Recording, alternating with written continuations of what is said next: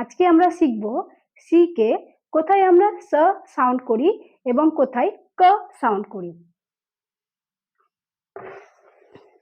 C, এই C K আমরা কখনো কখনো স সাউন্ড করে থাকি, কখনো কখনো আমরা ক সাউন্ড করে থাকি। তাহলে কখন আমরা স সাউন্ড করব আর কখন আমরা ক সাউন্ড করব, চলুন একবার দেখে নিই। সি এর সাথে যদি এ ও ইউ থাকে তাহলে তার সাউন্ডটা হবে ক, তখন হয়ে যাবে হার্ড সাউন্ড ক। আর যদি সি এর সাথে ই আই বা ওয়াই থাকে তাহলে তার সাউন্ডটা হয়ে যাবে স, সফট সাউন্ড।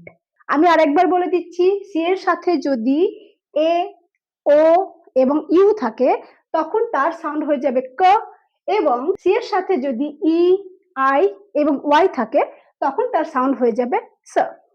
চলুন এবার আমরা এক্সাম্পল দিয়ে দেখে নিই। সি এ, সি ও এবং সি ইউ। সি এ দিয়ে হবে ক্যাট, কার, ক্যামেরা। সবগুলোই কিন্তু আমরা সাউন্ড করলাম ক, ক সাউন্ডে করলাম, মানে কে সাউন্ডে। ক দিয়ে যদি আমরা দেখি কট, কোল্ড। ইউ দিয়ে যদি দেখি আমরা কাপ, কাট।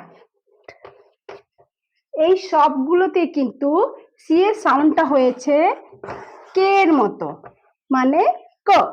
সি এর সাউন্ডটা আমরা ক বলেছি, কারণ আমরা সি কে কখনো স বলছি কখনো ক বলছি। তাহলে যেই সাউন্ড গুলোতে সি এর পরে এ ও ইউ থাকছে সেগুলোতে আমরা সি কে ক বলছি, এগুলোকে আমরা হার্ড সাউন্ড বলবো। আবার ধরুন সি এর পরে যদি ই আই বা ওয়াই থাকে তার সাউন্ড গুলো দেখে নিই। সিই যদি থাকে সেল, সেন্ট। সি আই দিয়ে যদি থাকে সিটি, সার্কেল। আর ওয়াই দিয়ে যদি থাকে বাইসাইকেল